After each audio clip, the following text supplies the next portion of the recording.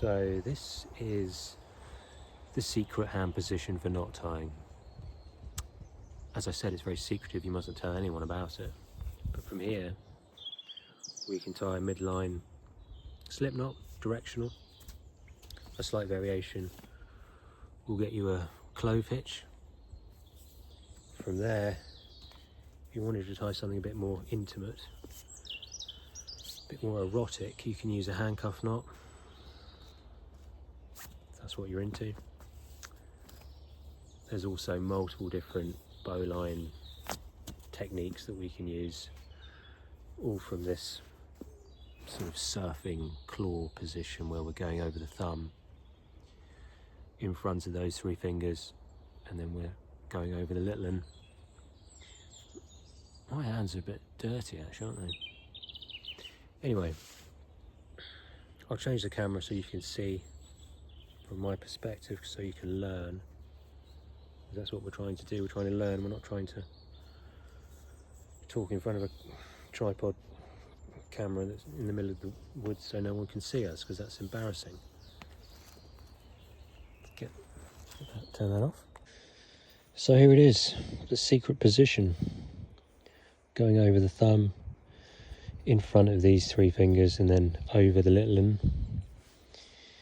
And from here, I think we'll start with that directional slip knot. We can slide this out, tie it wherever you want in the rope. I'm just putting my palm down like this, and then I'm facing it towards myself.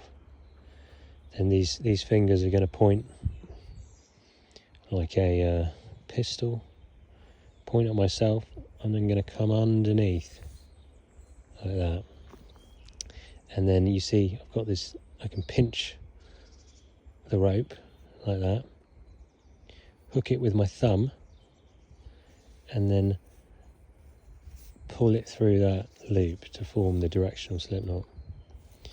So when I say directional, I quite often use this in the tree.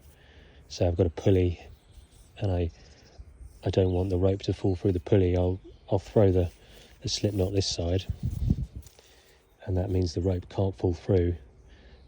But once I get to where I am, I can pull this end, and the whole thing comes loose, and I can use the rope through the pulley. So this is something I use up in the tree all the time. Pulley's this side, and you're just whipping that out like that. I'll just go through it again. So, like so, palm towards ourselves, then we're going to point at ourselves and dive underneath like that. Then we can hook the rope with the thumb and pull it through to create that. From there, I think I've already done a video on the bowline, but this is how you would tie a left-sided bowline. It's actually the same thing. Come underneath, pull it through, and then the tail is going to be coming through, and then you just pull that all down, and you have a bowline. It's basically a bowline but tied left-handed. So that's a way you can chain these knots together. Just going over the clove hitch, so it's slightly different. Now I'm going to have to sort of work out what I'm doing here. So I'm coming towards myself, diving underneath again, and then yes, I'm pinching this rope, and then my left hand is sort of going away from me like that. And the thumb is staying in. Is it? Hang on a sec. What am I doing? Yeah, the thumb is staying in there. So if I was to pull that through with the thumb, I'd have the slip knot. What I'm doing with the clove is I'm not letting the thumb go through. So here you've created two opposing turns to make the clove hitch. It's exactly the same as just doing that, but you've done it in a flamboyant, ridiculous way for attention. Obviously that's why we're doing this. So from the clove hitch, we get to that position again.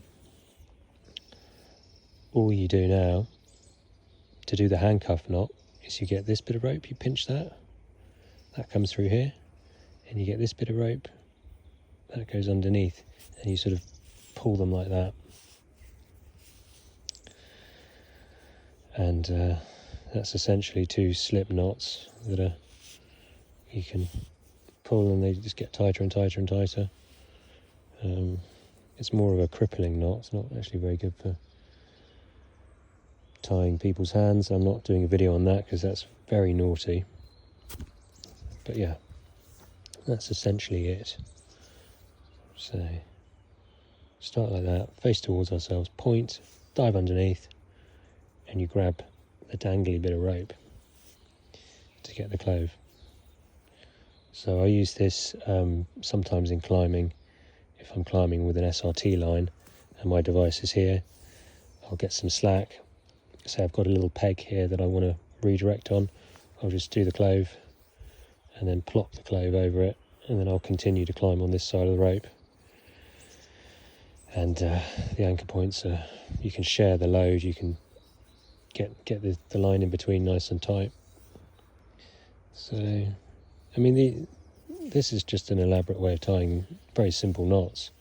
You don't have to complicate things like this, but I like to do that. Don't know why. Anyway, I think that's enough talking for one day.